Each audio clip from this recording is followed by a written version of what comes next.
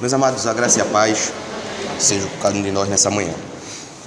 O menino está preparando o microfone ali porque a minha voz não está muito bem. Eu estou me recuperando de uma virose, né? Eu penso que foi por causa do ventilador que estava muito sujo em casa e eu fiquei nessa situação assim. Porque eu sou alérgico à poeira, a muito cheiro forte, entendeu? Aí quando eu sou submetido a isso, aí eu fico dessa maneira que eu estou agora. Hoje eu já estou bem melhor hoje, mas há alguns dias atrás eu estava ruim, né? Mas nós iremos meditar na lição dessa manhã, que justamente fala sobre o livro de Levíticos, né? Nós iremos estar tratando o capítulo número 1. Nós iremos ler o capítulo número 1. Levítico, capítulo número 1. Vou pegar as coisas na casinha para colocar o outro.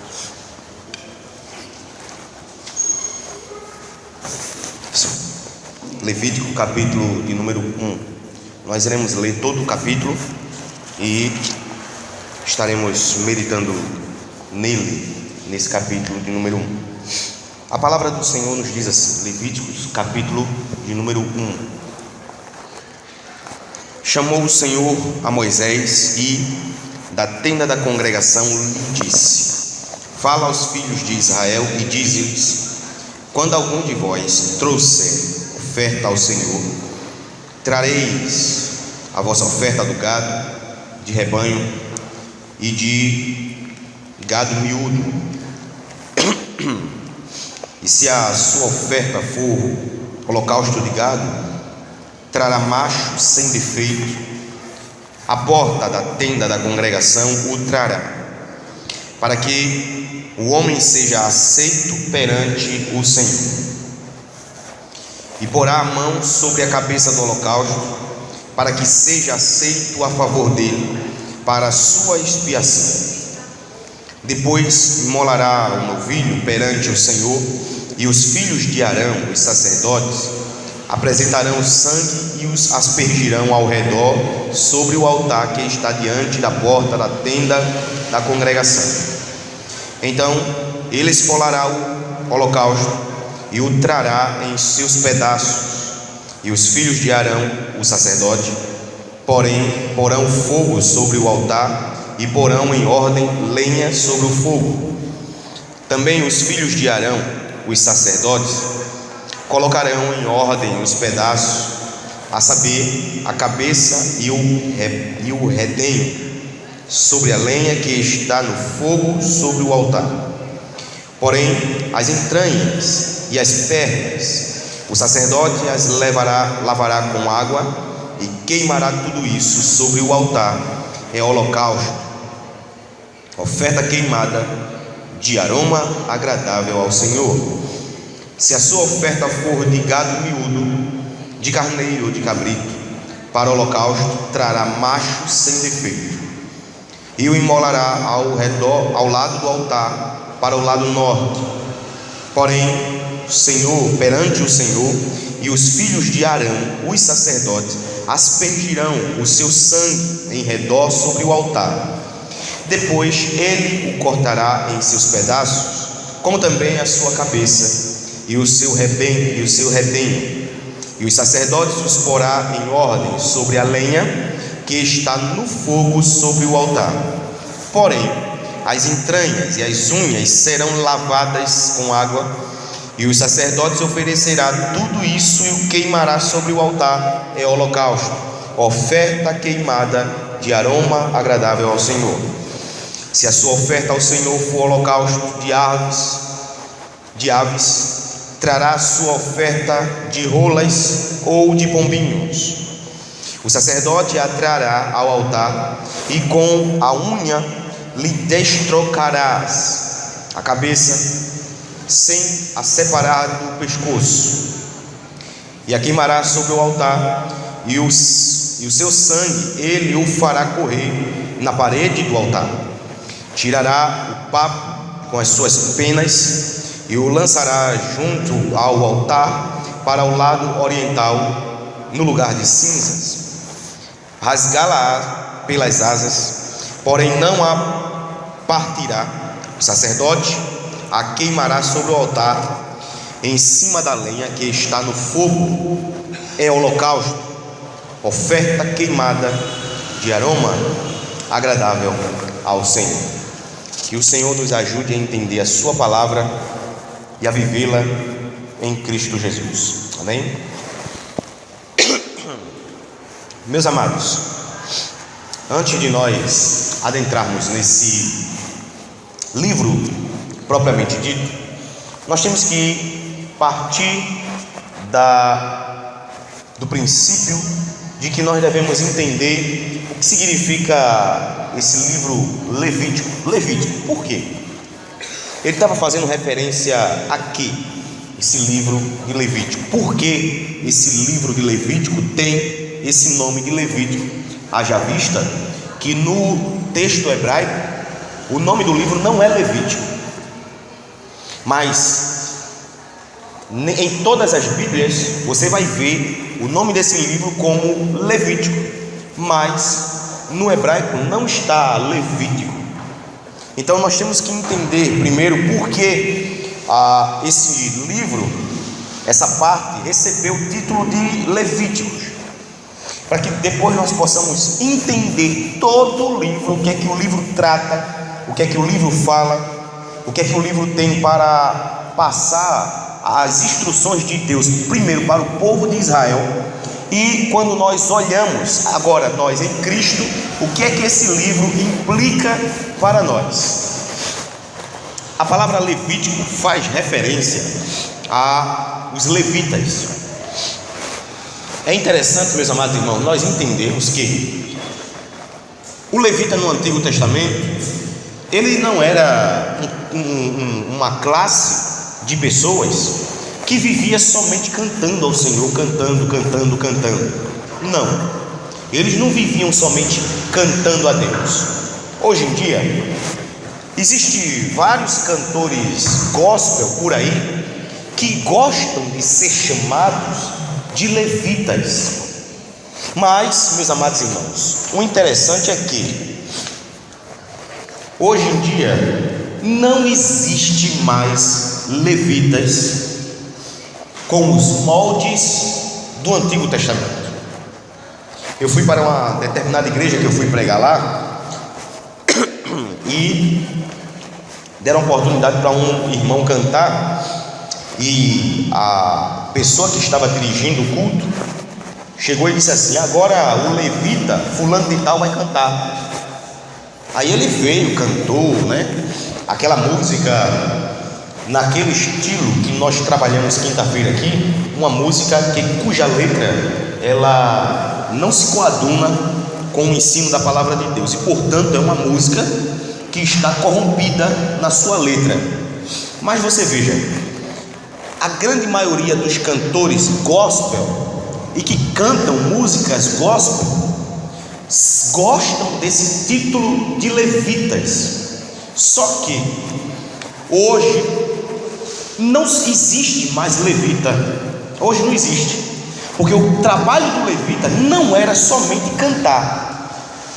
Esses que se chamam e que gostam de ser chamados de levita, eles dizem: não, mas a Bíblia mostra que os levitas cantavam e eles eram sustentados para somente cantar. Só que o trabalho do levita não era somente cantar. Os levitas eram uma classe sacerdotal dentro do povo de Israel que não tinha somente o trabalho de cantar, mas tinha o trabalho de cuidar da tenda da congregação como um todo. E os levitas também ajudavam os sacerdotes nos sacrifícios de animais. Os levitas iam lá para sacrificar também. Então, se hoje não há mais necessidade de que a gente venha oferecer sacrifício a Deus, porque o sacrifício perfeito já foi oferecido, Cristo na cruz do Calvário. Então, meus amados irmãos, também não existe levitas. Porque o que o levita fazia no Antigo Testamento, não há mais necessidade que ele faça no Novo. Não há mais. Porque Cristo cumpriu tudo aquilo que o Antigo Testamento fala com relação aos sacrifícios, aos holocaustos, às classes sacerdotais, aos levitas. Tudo foi cumprido em Cristo. E, portanto, levitas hoje não existe mais.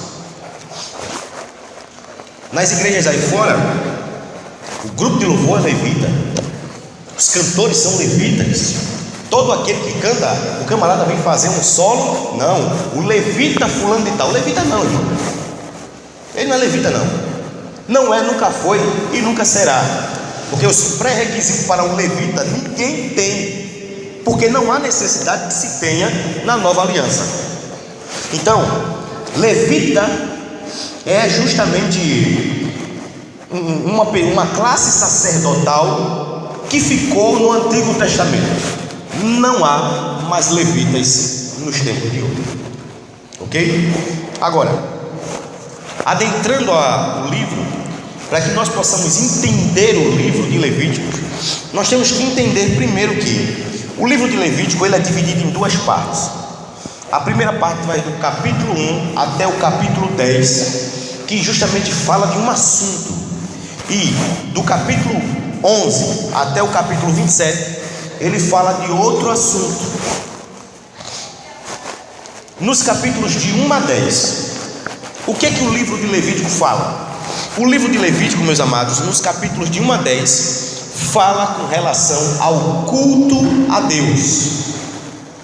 No capítulo 1 que nós lemos, e se você for ver os outros capítulos até o 10, você vai ver Moisés sendo instruído por Deus para instruir o povo com relação ao culto, oferta. Quando ele fala de oferta aqui, oferta de animais, isso é culto. Eles iriam ofertar essas ofertas de animais em holocausto, sacrifício no altar de Deus. Entende? Então você note que ele está falando de culto. A primeira parte fala de culto, capítulos de 1 até o capítulo 10 fala do culto a Deus, da adoração a Yahvé, e como o povo de Israel deveria adorar a Yahvé. A segunda parte, que vai do capítulo de 11 até o capítulo 27, fala justamente de quê? De que o povo deve pegar todo o ensino de Yahvé e viver no seu dia a dia, praticar o ensino do Senhor no seu viver diário, aplicar o ensino do Senhor no seu viver diário. Então o livro fala dessas duas partes. A primeira parte diz respeito ao culto, e a segunda parte diz respeito à praticidade de vida, santidade, não somente na teoria, não somente de forma abstrata, mas santidade na prática, eles viverem aquilo que o ensinamento estava dizendo para eles. Então o livro é dividido nessas duas partes. A primeira parte que nós iremos analisar é justamente, meus amados irmãos, a parte do culto. A primeira parte, capítulo 1. E como eu falei para os irmãos, esse título Levíticos é um título que faz referência aos levitas, mas o livro mesmo, o título do livro no hebraico é "E ele chamou". O título do livro em hebraico, "E ele chamou". Por quê? Porque é uma referência de Deus chamando Moisés para instruir Moisés, para que Moisés repasse isso para o povo de Israel, a fim de que o povo faça aquilo que Deus falou, para que o povo faça aquilo que Deus ordenou, para que o povo faça aquilo que Deus ordenou a Moisés, e o povo vem assim a agradar ao Senhor. Certo? Note versículo 1 e versículo 2, como o livro começa. Verso 1 e verso 2: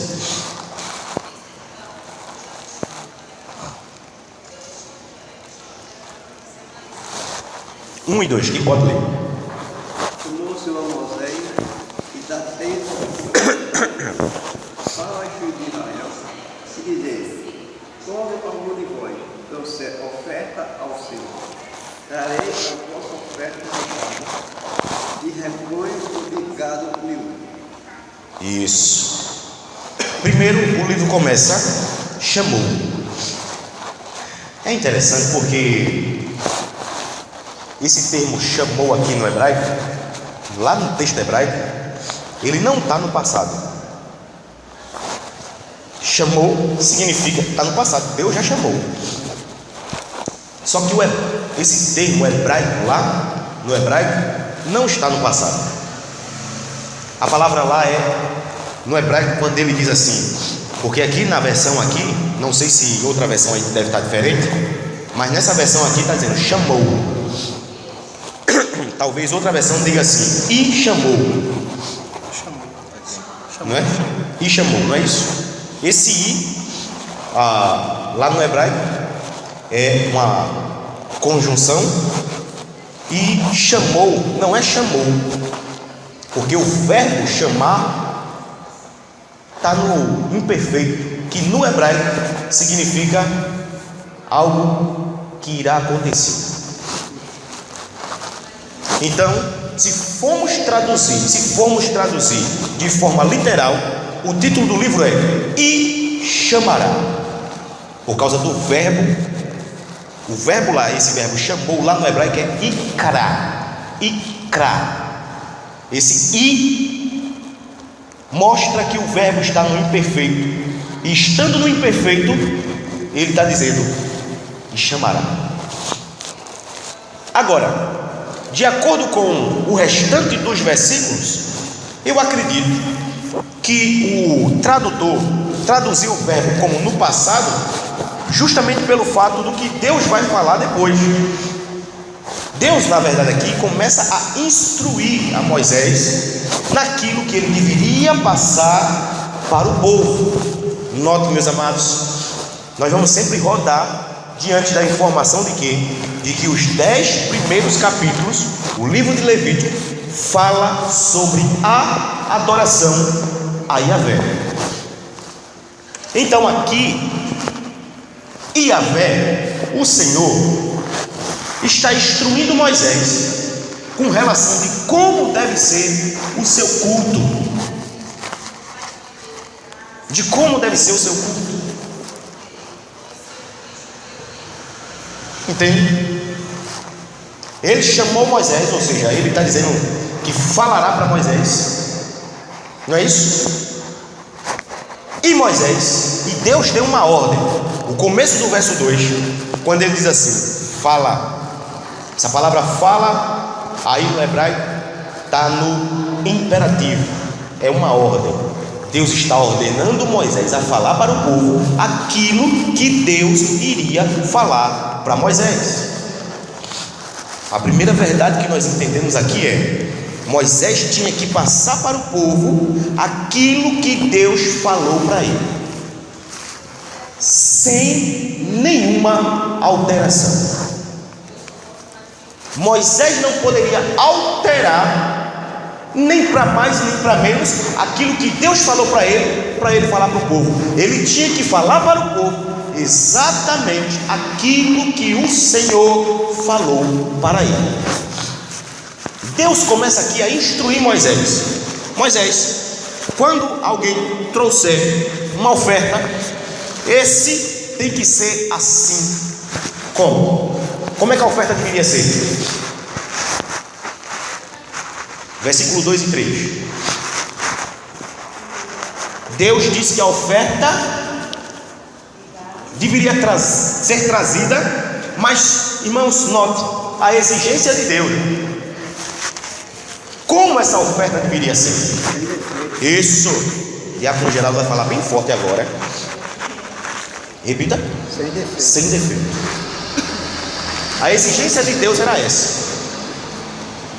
Moisés fala para o povo que quando eles trouxerem oferta a mim, essa oferta, esses animais, tem que ser sem defeito. Isso mostra duas verdades aqui. A primeira é a exigência de Deus com relação ao seu culto. O culto deve ser do jeito que Deus quer e não do jeito que a mentalidade humana produz. A confissão de fé de Westminster vai dizer que nós devemos adorar a Deus exatamente do jeito que Ele prescreveu nas Escrituras. Nós não podemos adorar a Deus por sugestão, por ideologias humanas e sugestão de Satanás. A confissão de fé de Westminster vai dizer que o culto não deve ser um produto das nossas imaginações humanas e muito menos sugestões de Satanás. Por quê? Porque o culto é para Deus. É por isso que eu disse aqui, irmãos, e torno a dizer que se o culto é para Deus, note comigo, essas igrejas que são consideradas igrejas neopentecostais, eles colocam elementos no culto que não têm a autorização de Deus, de maneira que eles fazem um chamado culto de libertação, aonde neste culto Satanás se manifesta na vida de uma pessoa e antes de expulsar tem a entrevista com o diabo. Essa reunião que ele está fazendo não é culto a Deus, porque culto deve ser prestado a Deus.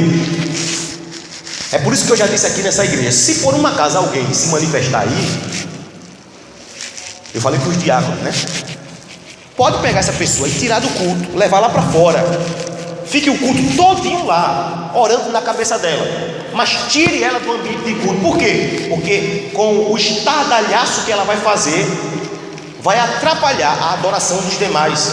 Todo mundo vai olhar para a pessoa, e a adoração que é para Deus, todo mundo se desconcentrou para olhar para o que está acontecendo com aquela pessoa. O culto que é para Deus, o povo deixa de se conectar, deixa de estar prestando atenção, deixa de estar adorando a Deus para ver o que está acontecendo ali de lado. Entende? Então, mais viável é, tira essa pessoa, leva ela lá para fora, ora com ela lá, até terminar o culto. Porque culto é para Deus, e Deus é exigente com o seu culto, irmãos. Mas tem uns espirituais dentro da igreja, que quando acontecem umas coisas dessas, ele tem que ir lá, sabe? Ele tem que ir lá, deixa eu botar a mão na cabeça dela, deixa eu orar por ela. Não, irmãos, esse tipo de coisa não é para acontecer no culto a Deus, porque o culto é para Deus e Deus é exigente com o seu culto. Eu não estou dizendo aqui que manifestação demoníaca não aconteça, mas não deve acontecer no culto, porque o culto é para Deus.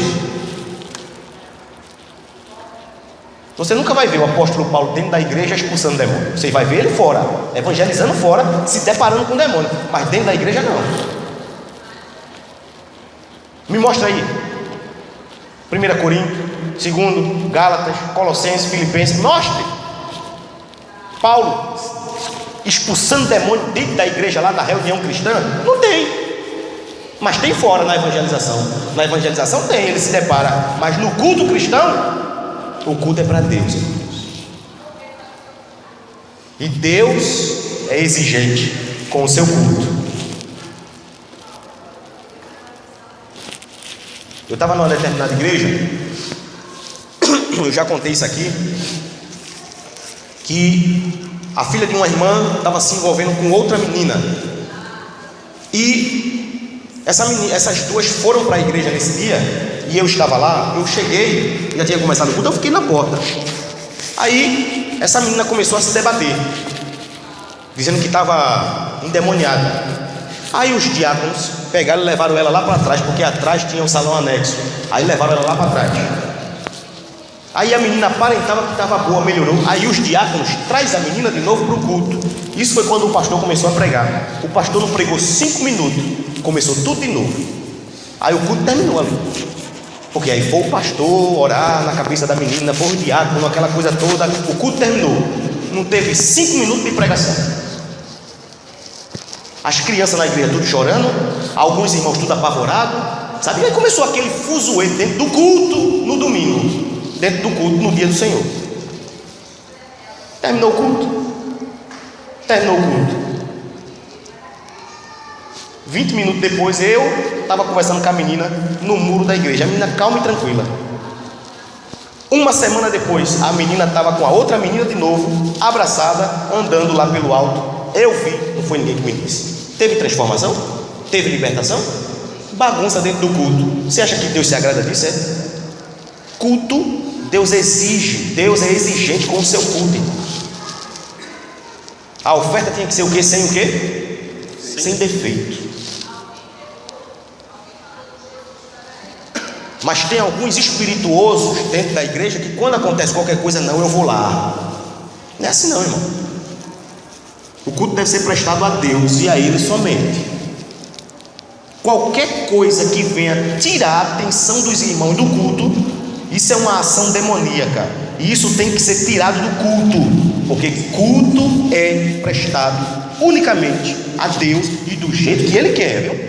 Note que ele diz aqui: a oferta que vocês trouxerem tem que ser sem defeito. Não é de todo jeito, não.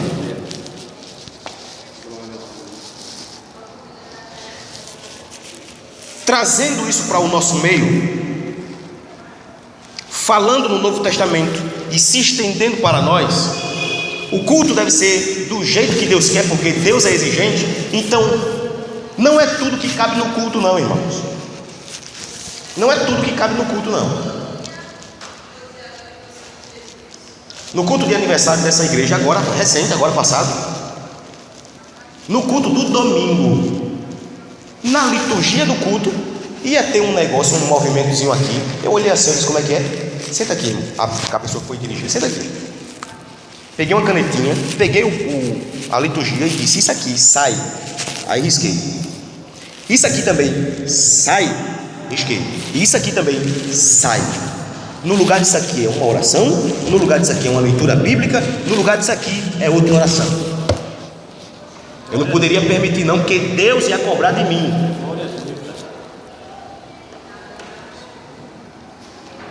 Por quê? Porque Deus é exigente com o seu culto, e além de Ele ser exigente, o culto deve ser como Ele quer.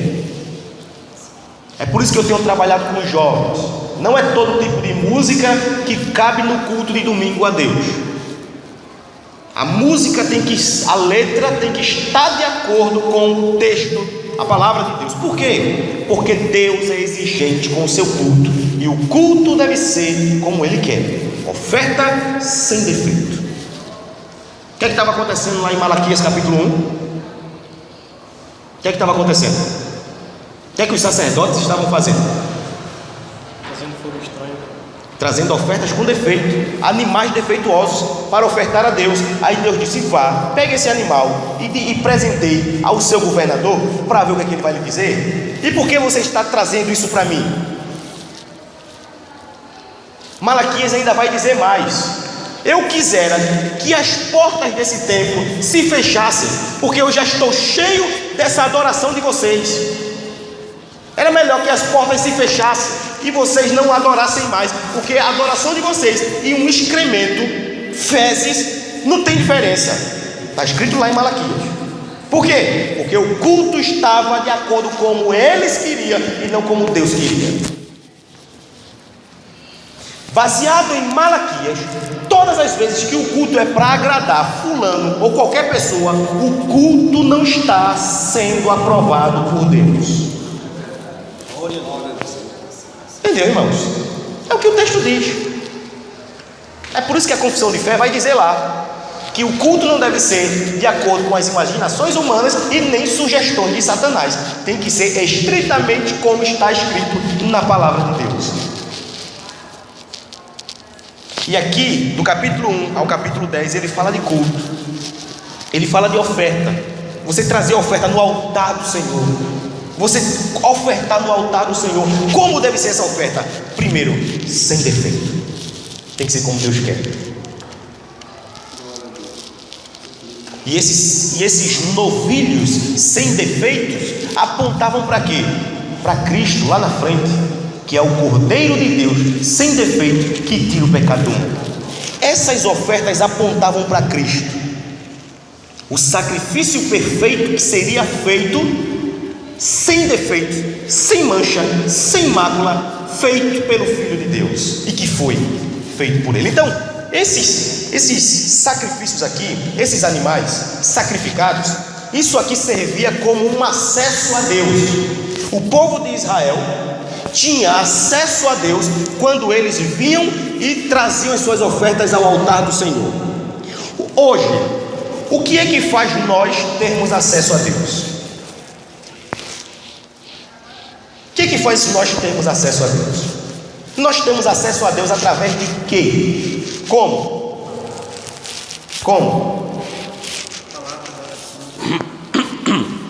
O fator principal, o primeiro, por que nós temos acesso a Deus?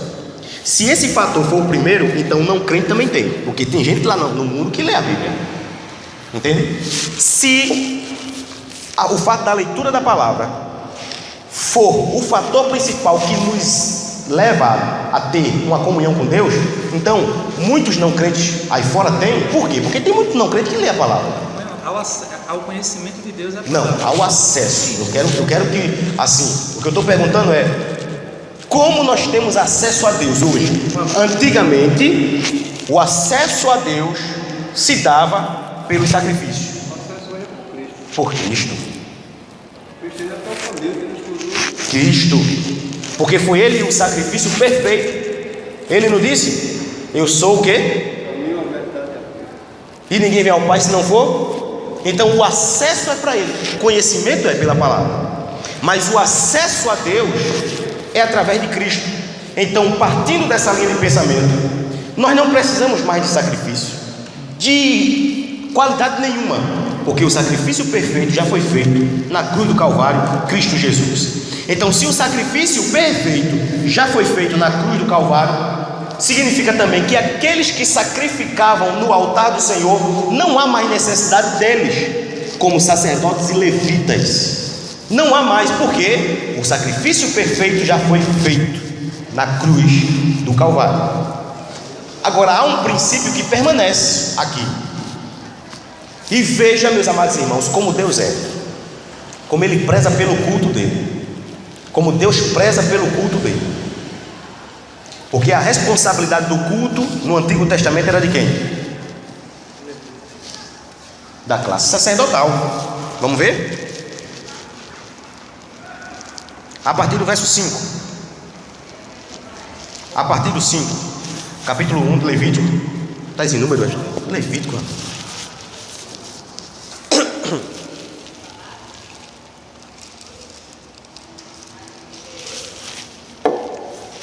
Levítico capítulo 1, a partir do verso 5. O que é que ele vai dizer? Leia até o verso 9. Quem pode ler? Deus imolará o novilho perante... Cadê? O 5, né? O 5. Depois imolará o novilho perante o Senhor, e os filhos de Arão, os sacerdotes, apresentarão o sangue e o aspergirão ao redor sobre o altar que está diante da porta da tenda da congregação. Então ele esfolorá o holocausto e o cortará em seus pedaços, e os filhos de Arão, o sacerdote, porão fogo sobre o altar e porão em ordem a lenha do fogo. Também os filhos de Arão, os sacerdotes, colocarão em ordem os pedaços, a saber, a cabeça e o redenho sobre a lenha que está no fogo sobre o altar. Porém as entranhas e as pernas o sacerdote lavará com água e queimará tudo isso sobre o altar. É holocausto, oferta queimada e aroma agradável ao Senhor. Quem é que deveria fazer? Os filhos de Arão, os sacerdotes. Entenda, meus amados irmãos, que Deus aqui está instruindo Moisés, viu? O verso 2 ele vai dizer: fala ao povo de Israel. Deus está instruindo Moisés para que Moisés repasse para o povo, mas também ele fala para Moisés falar para o povo de como deve ser a oferta sem defeitos, mas também ele vai falar agora do trabalho dos sacerdotes. Quem preparava o culto a Deus no Antigo Testamento eram os sacerdotes.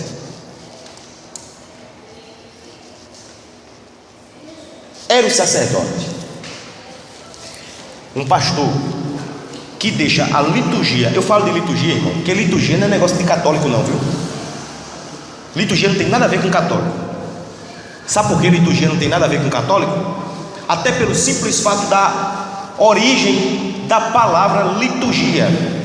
A palavra liturgia, ela era uma palavra que era aplicada a qualquer serviço que qualquer pessoa pudesse fazer a um edifício público. Por exemplo, naquele tempo, se as pessoas, o povo da sociedade mesmo se reunisse e fosse fazer assim: olha, vamos nos reunir e vamos pintar a fachada da prefeitura da cidade. Então, essas pessoas se reuniam para pintar a fachada. Isso era um serviço que ele estava prestando. O nome que era dado era liturgia. Depois essa palavra liturgia foi trazida para o ambiente de serviço de culto. A palavra lá em Hebreus, quando diz que Jesus fez um serviço, a palavra lá é liturgia. No Novo Testamento vai mostrar que quando os servos de Deus fazem serviço a Deus, no sentido de culto, a palavra lá aparece também liturgia. Então liturgia não é coisa de católico. Liturgia, o nome significa serviço. Então o serviço de culto, nós estamos vendo aqui que quem organizava, que quem tinha responsabilidade eram os sacerdotes. Não era qualquer pessoa, era os sacerdotes. Por quê? Por quê? Primeiro, porque os sacerdotes foram autorizados para isso. E segundo, porque os sacerdotes tinham a responsabilidade de ensinar para o povo a lei de Deus. E a lei de Deus é ensinada para o povo também na liturgia. É por isso que domingo passado eu estava fazendo a liturgia aqui com os irmãos, com a irmã que ia dirigir. Aí estava escrito assim: programação. Aí veio tudo que ia acontecer no culto. Aí eu peguei a caneta e risquei esse nome de programação e botei de lado. Não é show. Glória a Deus. Programação? Programação não. Nós não vamos participar de show. Nós vamos cultuar a Deus. E é diferente. Não é isso? Por isso que eu risquei o nome de programação e botei de lado. Não é show. Mas a programação não estaria sentido somente de organização, não? Sim. Não na intenção de tipo de show mesmo, mas de organização. Sim, organização. Mas aí o problema é que como é que essa organização vai ser feita? Por quem vai ser feita? Está entendendo? Então, as igrejas batistas, ela tem esse problema. As igrejas batistas têm esse problema. Para você ter ideia, tem igreja batista que tem uma pessoa que é escolhida pela igreja e é dado um nome a essa pessoa. Sabe qual é o nome? Diretora de programa. É. Então, aí nesse sentido aí sim, há Tá entendendo? uma tendência para o show. Mas Diretor de programa. e a ideia, coloca o nome programação em si, ela significa uma organização. Só que significa uma organização, mas quando a gente vai para o âmbito do culto, a gente é mais plausível colocar o quê? A palavra liturgia mesmo, porque é o serviço que a gente vai fazer. Entende? Essa questão de programação, é por isso que desenvolve na mente de muitas pessoas a seguinte afirmação: eu vou para o culto. Você vai fazer o que no culto? Vou assistir o culto. Tá certo isso, irmão? Por que não tá? Porque o culto das coisas, a gente vai cultuar, a gente vai adorar. Isso. Nosso Isso. fator é ativo, não passivo. Isso. Então tá errado. Eu vou assistir o culto. Não, você não vai assistir o culto. Não é uma peça teatral para você assistir. Você vai servir. Poderia passar batido porque é uma besteira. É uma besteira. Mas tem que trazer a formalidade. É a besteira. E tem que trazer, além da formalidade, tem que trazer o conceito correto. O conceito correto é esse. Sabe qual é a intenção, mas tem que ser O formal. conceito correto é esse. Você não vem assistir culto. E muita gente vem assistir culto, sabe por quê? Porque quando começa a ter se levantando, fazendo a igreja de de corredor para desfile, um se levanta, outro se levanta, aí fica naquele negócio. De fato, essas pessoas vieram assistir. Por quê? Porque elas não conhecem a palavra de Deus. Porque a palavra de Deus nos mostra que culto não é para ser assistido. Você vem participar do culto, você vem prestar o seu culto a Deus. Deus está assistindo, sim, Deus está olhando, está vendo. Agora, esse culto Deus só recebe se estiver de acordo com os parâmetros dele, estabelecido por ele. Como é que é os parâmetros de Deus? Escritura. Entende? O culto que é seguido pelos parâmetros de Deus, aí sim Deus recebe. Por que Deus recebeu essas ofertas aqui? Porque ele começou para Moisés dizendo: Moisés, fale, eu estou lhe dando a ordem, fale para o povo. O povo, quando vir ofertar, a oferta tem que ser assim. Por que ele não recebeu a oferta de Caim? Qual foi o problema da oferta de Caim? Qual foi a diferença da oferta de Caim para a de Abel?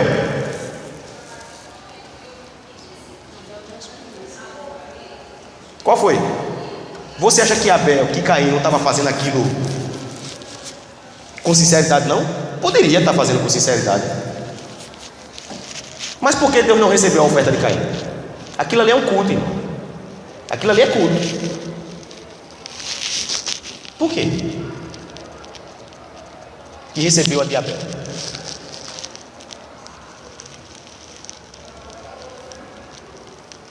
Significa que, independente, o culto que eu estou prestando a Deus pode ser sincero de coração, mas se não estiver de acordo com os parâmetros, Deus não recebe.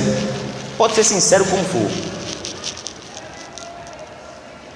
O Senhor deu a palavra dele para nós seguirmos ela. E isso não é só ela diz: vai evangelizar, a gente vai, não é? Diga que ama seu irmão. Eu te amo, meu irmão. É para a gente seguir ela em tudo que ela diz, em todas as áreas do viver humano. A palavra de Deus, eu tenho um pastor amigo meu que ele diz assim: a palavra de Deus é a bússola dos navegantes. A palavra, Deus deu a sua palavra para que tudo que a gente venha fazer tem que ser pautado nela, do culto até o viver ali na rua particular, tem que ser pautado na palavra de Deus. Agora, só que o povo não faz isso. O povo não vive assim. O povo não vive. Que é uma atitude, pode ser até ingênua, né? Mas assim, mais errônea porque não está de acordo com a palavra. Porque muita gente pensa que só a boa vontade já vai satisfazer ou vai agradar a Deus. Pois é. Não satisfaz de boa vontade, não.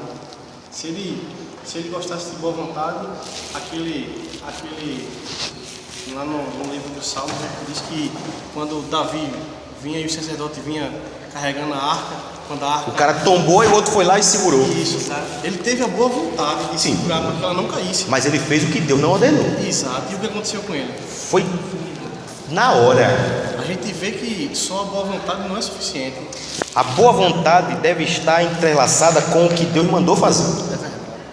Eu tenho uma boa vontade de fazer, mas eu tenho que fazer como está escrito. Essa minha boa vontade tem que se moldar ao que está escrito, e não o que está escrito a minha vontade, a minha boa vontade. Não, isso é troca de valores. Entende, irmãos? Bem lembrado, você viu, lá veio o sacerdote, o cara tombou e o outro foi lá e com sinceridade ele foi sincero. Quando ele tocou, ele fez o que Deus não ordenou. Qual foi o fim? Foi consumido na hora. Por quê? Porque ele fez aquilo que Deus não ordenou ele fazer. Samuel, que chegou para Saul, o que foi que Samuel disse? Mas antes, o que foi que aconteceu? Saul foi oferecer sacrifício, não era para ele fazer isso. Aí Samuel disse: você está louco, é? Você está louco? Quem foi que mandou você fazer isso? Isso não é para você fazer não, meu amigo. Está entendendo?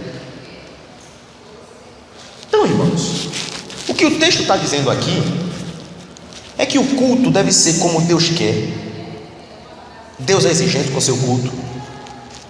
Os cultuantes têm que obedecer a Deus no âmbito do culto. Os cultuantes devem cultuar como Deus quer, e os sacerdotes devem fazer aquilo que Deus quer. Note que tinha partes da oferta que tinha que ser lavado com água, e tinha parte da oferta que tinha que ser queimado no altar. Já pensou se os sacerdotes invertem a situação? O que era lavado com água eles queimariam, e o que era para ser queimado eles iriam fazer outra coisa? Eles iriam estar fazendo aquilo que Deus não ordenou, porque Deus aqui está dizendo, não tinha acontecido ainda. Deus aqui está dizendo como Ele quer que aconteça. Deus aqui está dizendo como Ele quer que se faça. Olhe, Deus está dizendo: as entranhas e as pernas o sacerdote lavará com água.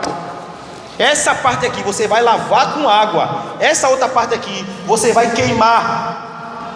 Agora, já pensou se os sacerdotes pegassem essa parte que Deus mandou lavar com água, eles queimassem? Já pensou? Eles iriam estar fazendo aquilo que Deus não mandou eles fazer. Por quê? Porque tanto o povo como os sacerdotes, no âmbito do culto, devem fazer aquilo que Deus ordenou. E a gente não vai descobrir de uma forma mágica não, irmãos. Texto. É no texto. Texto é que mostra aquilo que Deus ordenou, para que façamos no âmbito do culto. Quem não gostar, não gostou. Tem que ser pelo que o texto está dizendo. Vamos lá, é o que? Capítulo, qual é o capítulo? É aqui em Levítico. Não, Arão não. Os filhos de Arão é lá em Samuel, né? Aqui em Levítico, que diz que os sacerdotes trouxeram fogo estranho para o altar. Qual é o capítulo, rapaz? Deixa eu me lembrar aqui. 10, capítulo 10. Capítulo 10. Levítico capítulo 10. Isso aqui é culto, viu, irmão? Veja. Dos capítulos de 1 a 10, ele fala de culto. Dos capítulos de 11 a 24, ele está falando da praticidade, de você praticar os ensinamentos. Então você veja o que é que o capítulo 10 diz. Nadab e Abiú, filhos de Arão, tomaram cada um o seu incensário e puseram neles fogo, e sobre este incenso, e trouxeram fogo, o quê? Perante a face do Senhor, o que lhes não ordenara. Aqui foi um pecado consciente. Note como o versículo termina. Deus não ordenou. Se Deus não ordenou, eles sabiam do que estavam fazendo. É por isso, meus amados irmãos, que tem coisas aqui no culto, que acontece hoje aqui no culto, que eu não posso permitir não. Eu vou pecar consciente? Vou nada. Depois o chicote desce, meu amigo. Oxi.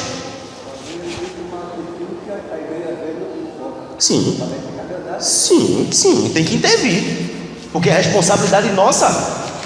Eu estou falando o pastor, mas eu conto com os diáconos para me ajudar, entendeu?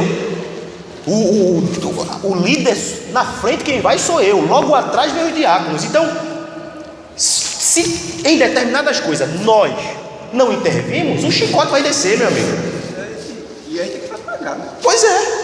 Essa palavra e está permitindo aquele que está sendo para o Senhor acontecer. Pois é, justamente o que estava acontecendo em Oséias capítulo 4. Veja aí, abra lá, capítulo 4 de Oséias. Poxa, já brincou? Já pensou? E se deixar de tomar essa atitude, pode chegar até o momento de ficar desacreditado pela própria igreja, né? Com certeza. Olha, o juízo de Deus começa aí. Porque muitas vezes as pessoas falam das congregações das igrejas. Porque às vezes tá vendo as pessoas andando de todo jeito desmantelado e a gente, às vezes essas pessoas estão na frente do trabalho, Pois é. Acaba assim, quando passa lá na frente, aqui né? A igreja dada. Aí o erro está lá, aí traga a pessoa está daquela forma e deixa a pessoa. Essa frase que o senhor usou aí agora, eu usei com outras palavras ontem. Eu vim andando aqui, ó, sozinho. Eu vim andando e falando. Porque às vezes eu sou meio assim, sabe? Eu fico falando, é só. Eu vim andando aqui e falando. Essa mesma frase que ele falou com outras palavras. O que é que diz? Oséias capítulo 4, versículo de 1 a 6. Leia, Dancinho, leia aí. Ouvi a palavra do Senhor, vós, filhos de Israel, porque o Senhor tem uma contenda com os habitantes da terra, porque nela não há verdade, nem amor, nem conhecimento de Deus. O que só prevalece é perjurar, mentir, matar, furtar e adulterar, e há arrombamentos e homicídios sobre homicídios. Por isso, a terra está de luto, e todo o que mora nela desfalece, com os animais do campo e com as aves do céu, e até com os peixes do mar perecem. Todavia, ninguém contenda, ninguém repreenda, porque o teu povo é como os sacerdotes, aos quais acusa. Por isso tropeçarás de dia, e o profeta contigo tropeçará de noite, e destruirei a tua mãe. O meu povo está sendo destruído, porque lhe falta conhecimento. Porque tu, sacerdote, rejeitastes o conhecimento, também eu te rejeitarei, para que não sejas sacerdotes diante de mim, visto que te esquecesses da lei do teu Deus, também eu me esquecerei dos teus filhos. Aí. O chicote aí. O chicote aí. Esse princípio vale até hoje, meu irmão. É pra gente mesmo. Sabe o que é isso aí? É aquilo que eu expliquei para os irmãos semana passada. Tem dois tipos de leis que começou, que Deus instituiu lá no Pentateuco aqui. No Pentateuco. Dois tipos de leis, que são leis apodíticas e leis casuísticas. Leis apodíticas é aquela lei que Deus diz assim: faça, não faça. Entende? E o princípio dessa lei permanece até hoje. Leis casuísticas é aquela, é a lei da condição. Se por um acaso o teu carro bater no portão do vizinho e amassar, tu vai ter que ir e reparar o portão do vizinho.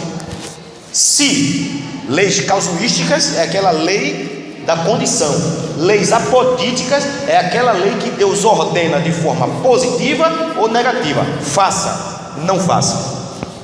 Essas leis perduram até hoje. Sabe por quê? Porque Jesus disse: eu não vim revogar a lei, nem os profetas, mas vim cumprir. O princípio da lei permanece. Então, ele disse: e tu, ó sacerdotes, esquecesses da minha lei, eu me esquecerei dos teus filhos. Aí você acha que tem coisa aqui que eu vou permitir para agradar a OAB, para depois o chicote descer no meu lombo? Eu não aguento mesmo. Eu não aguento não. Ainda mais de Deus. Oxe, mas menino, eu sou mole, eu começo logo a chorar e pronto. Eu não aguento não. A gente não quer aguentar no ser humano, Mas sim, pensasse. Está entendendo, irmão? Está entendendo? É melhor obedecer aí, que ele tem um poder para matar e mandar para o inferno. Sim. Está entendendo como é que é? Então você observe que quando Levítico fala de culto, ele está falando que o culto deve ser como Deus quer, e não como as pessoas querem, não para agradar o povo, mas Deus tem que se agradar do culto que está sendo prestado a Ele. Justamente o pastor falou, ele viu aqui. Anderson ou Davi? No domingo. Davi. Falar alguma coisa que não estiver pautada, Pois é. tomara que dê. Pois é. Esse cara não falou para ninguém queria escutar. Pois é. Pois é. Uma coisa que o pastor Davi falou, que você lembrou, foi que ele disse, ele orando aqui, ele disse: Senhor, se eu omitir ou acrescentar alguma coisa na tua palavra, me puna. Ele disse. Moisés ele exortava o povo, né? Você pode ver lá no capítulo 4 de Deuteronômio, no versículo 1 e 2, né? Que ele dizia, né? Que ele fala, ele diz: agora, pois, Israel, ouve os estatutos e juízos que eu vos ensino, para os cumprir, para que vais e entrais e possuais a terra que o Senhor, Deus de vossos pais, vos dá. Aí diz no 2: nada acrescentareis à palavra que vos mando, nem diminuireis dela, para que guardeis os mandamentos do Senhor vosso Deus, que eu vos mando. Nem acrescentar, nem diminuir. Sim. É uma ordem. E isso mesmo João fala lá no Apocalipse. Aquele que acrescentar algumas coisas nesse livro será acrescentado flagelo sobre sua vida. Aquele que diminuir será diminuído da árvore da vida. É consequência. É consequência. Não brinque não, é consequência. Tem muita gente que quer ser pastor aí. Pastor, quero ser pastor. Briga porque quer ser pastor. Briga porque quer ser pastor. Mata e morre porque quer ser pastor. Acaba com o mundo porque quer ser pastor. Mas você está pensando que ser pastor é... Meu amigo, De fato consegue, mas a responsabilidade maior é você não acrescentar nem diminuir uma vírgula do que a Escritura diz. A Escritura tem que ser pregada na igreja, ensinada como ela é, para que a igreja se submeta a obedecer à Escritura, desde o âmbito do culto até a sua vida particular lá fora, lá dentro da sua casa. Que o culto ofertado a Deus é só dentro do tempo. Só dentro do tempo, é. E a nossa vida ofertada é todos os momentos da nossa vida. Agora, Desde o momento que a gente está bem nossa história, a gente tem que ofertar. uma coisa interessante que o senhor me falou e me lembrou uma coisa interessante é que, sabe por que tem muita gente que é irreverente dentro da igreja? Sabe por quê? Sabe por quê? Tem muita gente que é irreverente dentro da igreja? Porque essas pessoas, elas não fazem culto no lar e nem culto privado. O culto privado é ela e Deus. Culto no lar é você e sua família. Porque é do culto do lar, culto no lar, que você aprende a ser reverente a Deus. Porque quando você adora a Deus na sua casa de modo reverente, você chega aqui, você também se comporta de forma reverente. Agora, se você não cultua a Deus na sua casa, quando você chega aqui, você não tem como reverenciar Deus. Então, culto não é somente aqui. Eu preguei aqui uma vez e disse que tem muita gente que deixa para orar só quando vem para o templo, deixa para cantar só quando vem para o templo, deixa para cultuar só quando vem para o templo. E em casa, não tem vida devocional com Deus, não tem vida de culto a Deus. Em casa não tem. Em casa é uma bagunça. Aí quando ele chega aqui, ele quer bagunçar também, porque a casa dele é uma bagunça. E aquele famoso ditado: costume de casa vai à praça. Está entendendo? Porque a casa dele é uma bagunça. Aí ele chega no culto, pensa que está na casa dele, aí começa a bagunçar no culto também. Ele está se esquecendo que quando nós se reunimos aqui, nós estamos diante da presença de Deus. Se a gente olhar para o Antigo Testamento, a gente vê que eles tinham uma vida perante o Senhor. Sabe por quê? Mas assim, o encontro pessoal com Deus era na Santa Convocação. No templo. Isso era o encontro da coletividade. Você veja que por que as crianças são tão inquietas? Por quê? Porque elas não têm culto no lar em casa. Não é inculcado na criança que ela tem que aprender desde pequenininho a ser reverente. Por isso que as crianças não ficam no culto. Porque está dormindo. Você... Às vezes até os próprios pais não dão exemplo. Mas não é isso que eu estou dizendo. Porque veja, quando o povo de Israel saiu do Egito, que Deus disse: vá para o deserto para celebrar a Páscoa, e Deus disse: quando o seu filho perguntar: pai, o que é isso? Aí você vai o quê? Ensinar ele.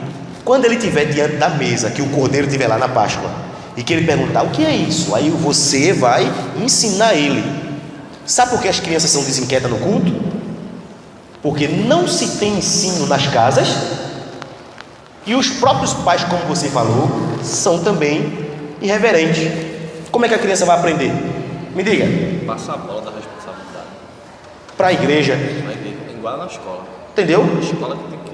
A responsabilidade é do professor na escola educar, e o professor crê na ideologia de gênero, aí vai educar o seu filho dizendo que a carcaça, o corpo é de um homem, mas dentro a alma é de mulher. Aí quando chega na igreja, aí o pai diz que a responsabilidade é dos professores e do pastor. Não, irmão. Não. Aí por isso que você vê as crianças desinquietas, você vê os adultos irreverentes e pensa que eu estou louvando a Deus. Tá não, viu? Não tá não. Deus não está recebendo não. Porque o culto está sendo feito não como ele quer. É assim, até o fato de dar comida às crianças dentro da igreja. Sim. Porque ele chega pro filho e tem uma pipoquinha da igreja. Uma criança assim, a gente sabe que tem hora. E mesmo assim a mãe se levanta, porque é constrangedor ela desnudar o seio para poder, na frente de todo mundo, não é vergonhoso? Ela própria vai sentir vergonha. Aí ela pega, sai, se levanta, vai, depois volta, fica. Mas não, aí vem as crianças, pipoca, abre a pipoca, aí daí o menino pega e amassa o plástico da pipoca, pega o copo descartável, amassa. E até brinquedo, pastor. Brinquedo também. Eu brinquei para brincar, não. Brinquedo no culto. Tá entendendo como é que é? Pastor, é só uma dúvida minha. Um culto em casa pode ser considerado um culto pactual, um culto sozinho? Sim. Olhando para o Testamento? Sim, com certeza. Porque as famílias começam a cultuar em casa, Rafael, com sua família. Isso é ensinamento bíblico. Depois é que elas vêm se reunir, todas elas, para o culto solene, a convocação solene de todos para adorar a Deus. Mas o culto também é em casa, e esse culto também é pactual. Ele colocou uma questão aí que eu quero. Acerca do culto, a gente já entende que tem que ter essa questão. E aí, o senhor falou que a confissão das místicas que não pode trazer nem ideologia humana, nem sugestão de Satanás. Mas aí, por exemplo, o Ministério de Jovens, que todas aqui na igreja teve sábado treinamento, e aí eles criam meios para atrair jovens. Aí a gente já perde um princípio de culto, que a gente não tem que ter atrativos para as pessoas, mas a gente tem que vir para adorar a Deus. Mas aí a pergunta é, até aí há erro de, vamos supor, fazer alguma coisa para atrair os jovens para dentro da igreja, e aqui dentro tem a palavra? Não há erro, partindo do princípio de que os jovens podem usar uma estratégia. Ele usando uma estratégia para atrair as pessoas, não tem problema. Agora, o problema é que essas pessoas que virão devem aprender como cultuar Deus. Entende? Porque estratégia não tem problema não. Entende? Os jovens podem criar uma estratégia, entendeu? Com a orientação do pastor, ver se essa estratégia também é bíblica, entende? Não vai de encontro a algum princípio da palavra. Quando esses jovens vierem para a igreja, eles devem ser educados de como cultuar a Deus da forma correta. O problema é que há estratégia, mas quando os jovens vêm, eles ficam soltos. Eles começam a se misturar já com o costume que já tem dos próprios jovens da igreja, que não tem costumes fundamentados na Bíblia. Eu não estou dizendo dessa igreja aqui, tá, irmãos? Eu estou dizendo jovens do modo geral, eu não estou dizendo da igreja aqui. Então tem muitos jovens que costumes não são fundamentados na Escritura, e quando esses novos jovens vêm, eles já aprendem isso de imediato. A estratégia deve ter, sim, quando esses jovens vierem, eles precisam ser ensinados da maneira corretamente a adorar a Deus. Entendeu? Esse encontro pode ser considerado um culto ou só uma reunião? Culto é só dia de domingo. Do ponto de vista bíblico, o que a Bíblia chama de culto é só o culto do domingo. As outras atividades da igreja são reuniões. Eu não concordo também com o que o meio batista chama de culto administrativo. Culto administrativo? Eu não concordo por dois motivos. Primeiro, porque no culto administrativo às vezes tem tapa. Um briga com o outro, um fica de mal do outro. Como é que um culto, você está num culto, e eu fico com raiva de você? Isso é culto? É não.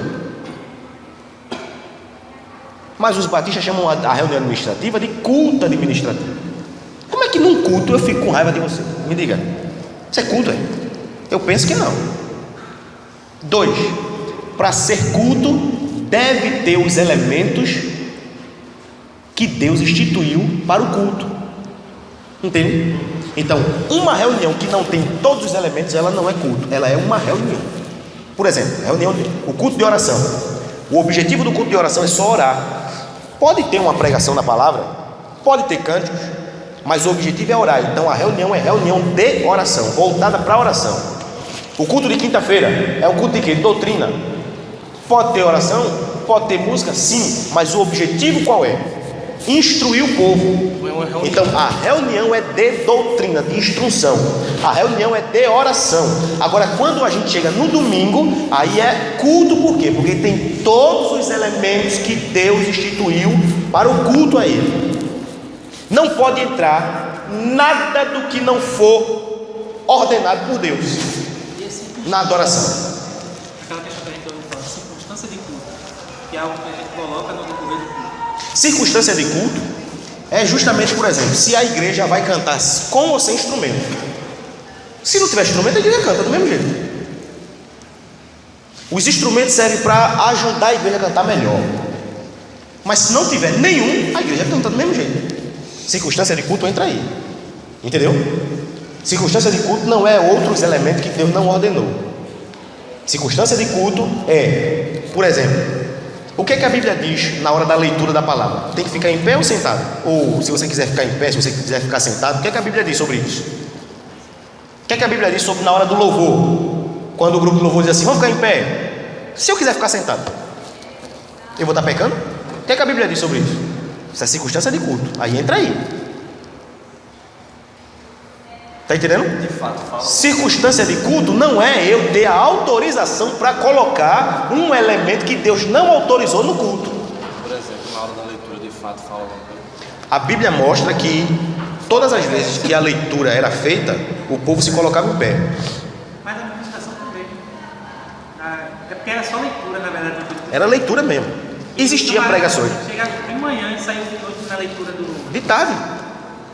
Ou você vê que quando o povo vem do Egito, do cativeiro na Babilônia, Esdras está lendo o livro da lei, o povo ele começou a ler, vamos supor, de 5 horas da manhã até meio-dia, o povo em pé. O povo em pé até meio-dia. Hoje em dia tudo umas fraquezas nas pernas. Hoje em dia, sabe? Rapaz, eu vou cismar qualquer dia desse. Vamos ficar em pé, irmão, para ler texto que nós vamos pregar. Aí o povo vai ficar em pé. Qualquer dia eu vou cismar, irmão Geraldo. Vou começar a pregar e o povo em pé. Vou. Não, o quê? Não faz, eu todo domingo eu fico em pé também. Não vai, né? Qualquer dia eu vou cismar, Rafael. Vou deixar o povo em pé. E como é que os mais experientes vão dormir? Se dormir, cai. Tem que ver isso aí. Se dormir, cai. Toma, meu amigo. Tem que dar um tempinho para eles lá. Entendeu? Aí você veja. De manhã, no romper da alva, o texto vai dizer lá, de Neemias, no romper da alva, Neemias começou a ler até meio-dia. E o povo dizendo amém, amém, amém. Hoje em dia, o quanto nós pudermos ler o menor salmo que tem, que só tem 2 versículos, tá bom demais. Acho que a leitura é a expressão, não? Na leitura, ao mesmo tempo, O texto vai dizer que depois eles começaram a explicar o texto, porque o texto estava em hebraico e a linguagem do povo quando veio da Babilônia era aramaica. Então os levitas, junto com Esdras e Neemias, começou a explicar para o povo o texto hebraico para a língua do povo aramaico. Entende? Mas com relação ao louvor, o grupo de louvor, vamos ficar em pé, irmãos. A Bíblia não vê nenhuma, a Bíblia não fala de em nenhum momento que tem que ficar em pé na hora do louvor. Tem que ficar sentado. Se ficar sentado, peca. Tem que ficar em pé. A Bíblia não fala sobre isso. E por que é o costume, pastor, quando estudarem a palavra, fiquem em pé, Porque justamente a Bíblia nos mostra que quando a leitura da palavra vai ser feita, o povo fica em total reverência, porque na leitura também Deus vai falar. É um ato de respeito à palavra de Deus.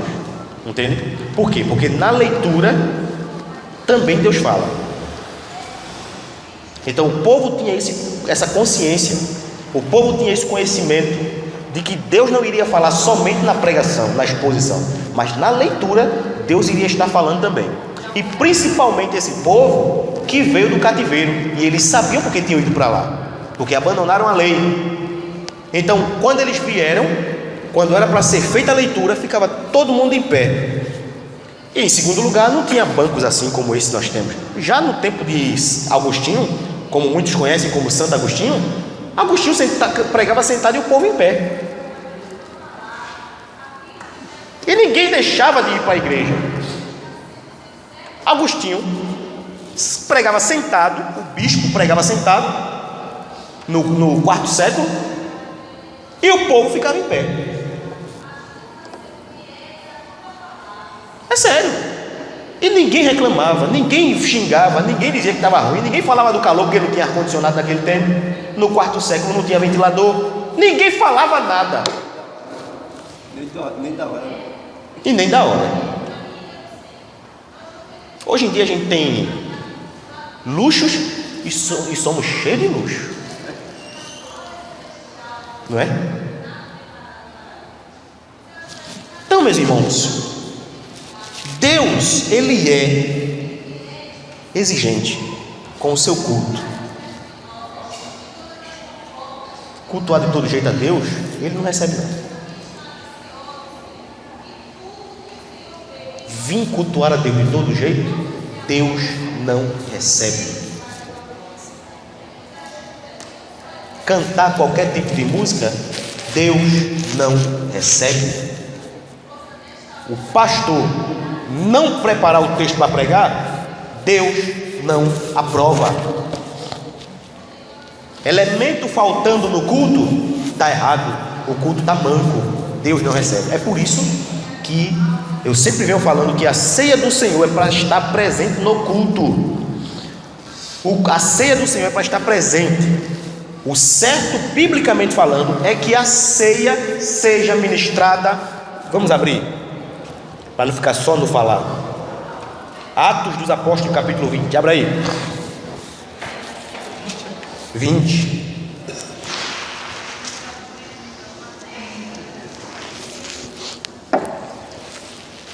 Atos capítulo 20.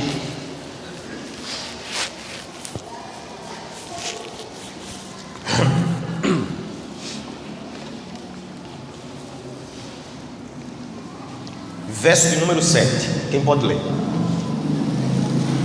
Primeiro dia da semana, estando nós reunidos, com o fim de partir o pão. Um momento. O que é que o texto está dizendo aí? No primeiro dia da semana. Qual é o primeiro dia da semana? Qual é o primeiro dia da semana? Estamos reunidos com o propósito de partir o pão. O que ele está dizendo aí, irmãos, é que no primeiro dia da semana a igreja se reunia e o objetivo era partir o pão. Essa expressão partir o pão refere-se a quê? A ceia do Senhor. Jesus não partiu o pão e deu aos seus discípulos e disse: tomai e comei, isso é o meu corpo. Ele pegou o cálice e disse: tomai e bebei, isso é o meu sangue. Então o texto está dizendo que era costume na igreja primitiva eles se reunirem no primeiro dia da semana para partir o pão.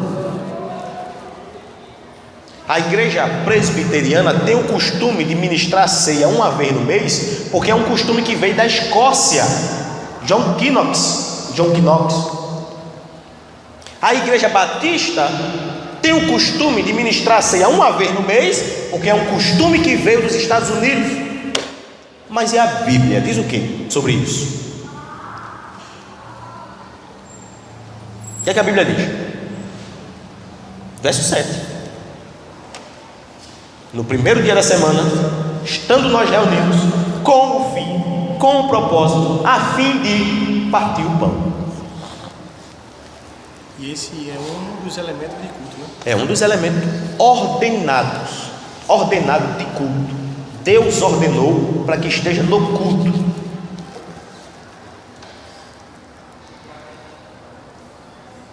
O culto que falta um elemento, esse culto é manco, irmãos. É um culto manco. Sim.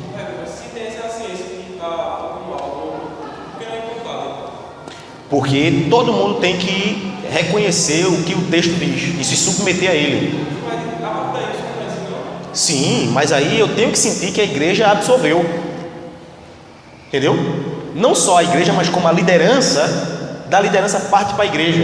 Então, a partir do momento que todo mundo entendeu o que é que o texto está dizendo, aí a gente faz.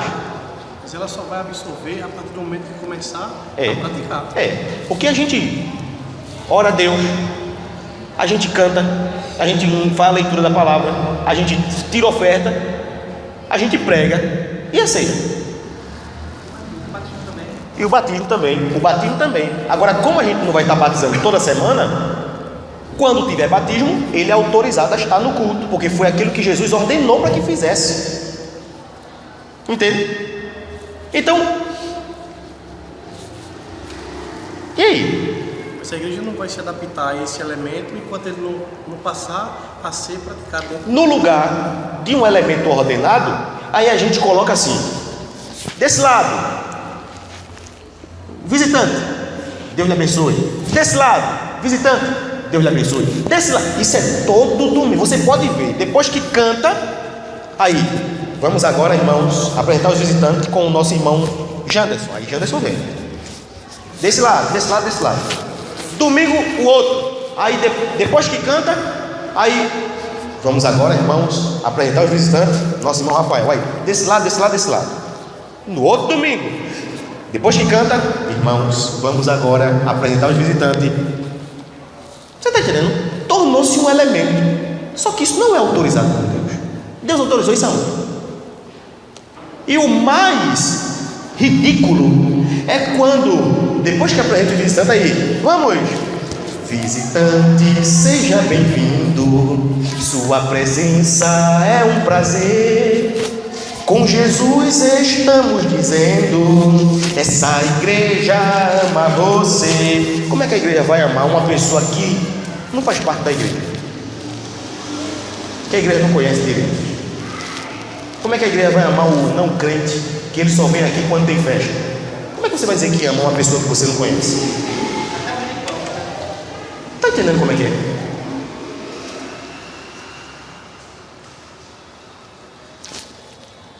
Culto é para crente, não é para não crente não. Sabe por quê? Que lá no céu entra não crente. Lá no céu não tem culto. E o culto lá, quem é que oferece culto a Deus lá? Que estão lá, né? E aqui na terra deve ser uma réplica do que acontece no céu.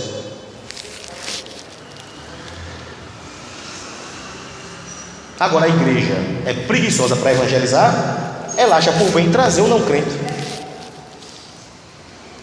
para o pastor do púlpito evangelizar, porque a igreja não sai, então é mais fácil trazer do que sair.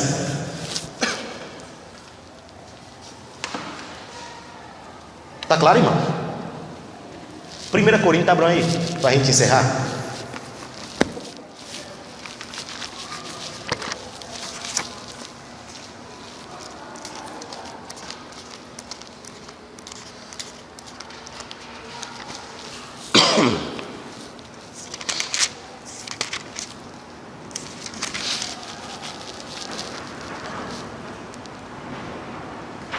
Primeira Coríntios, capítulo 14, verso de 20 até 25.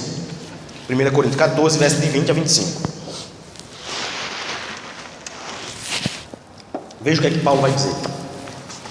Irmãos, não sejais meninos no juízo.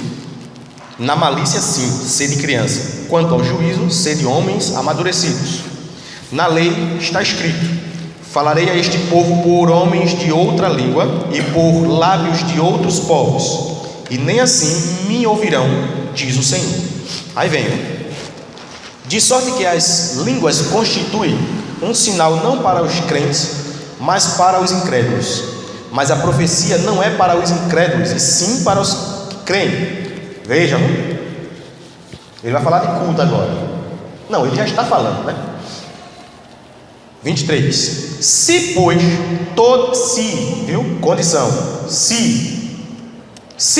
toda a igreja se reunir no mesmo lugar e todos se puserem a falar em línguas, e no caso de entrar indouto ou incrédulo, não dirão porventura que estáis louco? Porém, se todos profetizarem e entrar um incrédulo ou indouto, é ele por todos convencido e por todos julgado.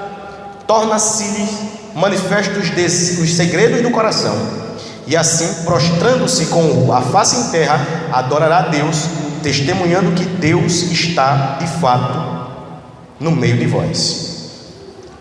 Se o incrédulo entrar, se essa condição diz que ele está mostrando que o objetivo da reunião era congregar os crentes.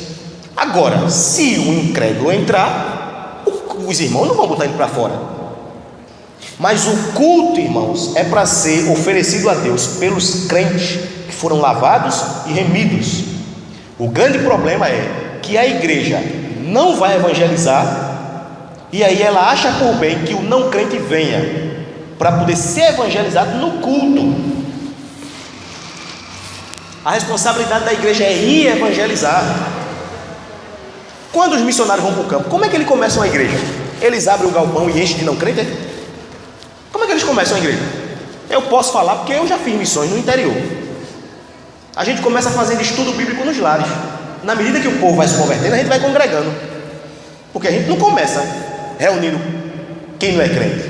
Como é que o cara que não crê vai adorar a Deus?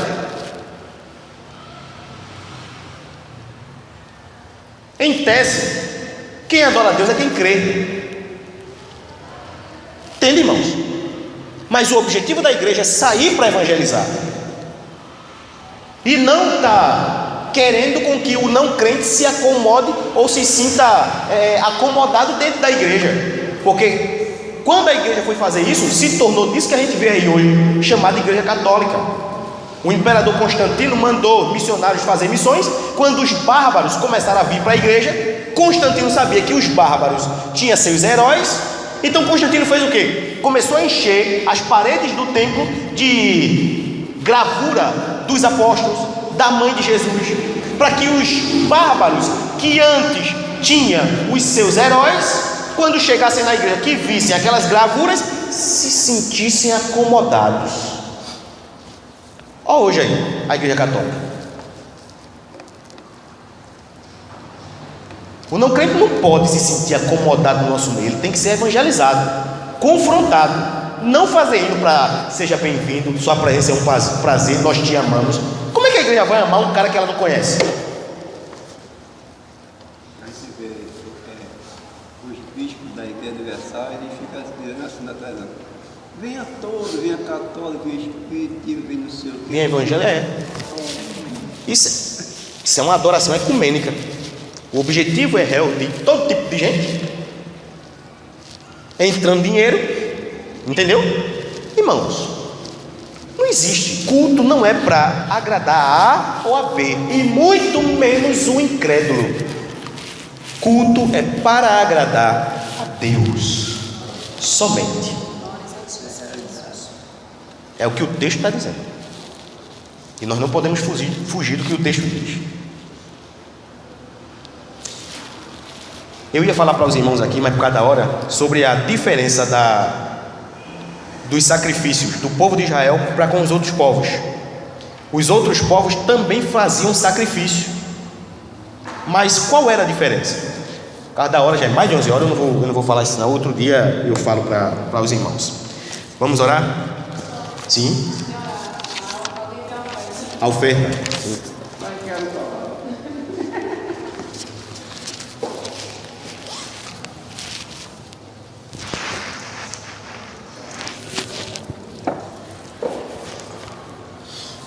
Vamos agradecer ao Senhor por estarmos aqui e pedir que o Senhor venha nos abençoar no culto da noite.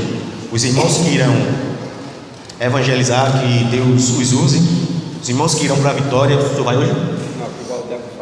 Para a Vitória, que Deus abençoe também, e nós que possamos ter culto abençoado aqui nessa noite para a glória do Senhor. Amém? Eu quero pedir oração por um pastor que ele é até perto lá da igreja de onde eu era, que ele perdeu o pai, né? Que os irmãos estejam orando por ele, que ele está enlutado, né? Vamos orar ao Senhor. Senhor, nós te agradecemos por estarmos aqui reunidos na tua presença, para te louvar, para te engrandecer, para glorificar o teu santo e eterno nome. Te pedimos que a tua palavra venha a ser aplicada aos nossos corações e teu nome em nós ser glorificado, louvado e engrandecido. Que nós possamos a cada dia nos submeter mais ao ensino da tua palavra, que a tua palavra seja reine, seja o centro das nossas vidas e da tua igreja. Ó Pai querido, nós te oramos, te pedindo por esse nosso irmão, o pastor que perdeu o pai, que o Senhor esteja confortando e consolando essa família enlutada, que o Senhor esteja abençoando sua vida em nome de Jesus. Pai querido, sei com os irmãos que irão evangelizar, sei com aqueles que irão para a vitória, e o nosso culto aqui, ó Deus, à noite, seja de bênção para a glória do teu nome. Assim te oramos e te agradecemos por Cristo Jesus, o nosso Senhor, o que vive e que reina e que é Senhor de nossa vida e de nosso coração, hoje e para todo sempre. Amém. Deus nos abençoe. Até a noite, em nome de Jesus.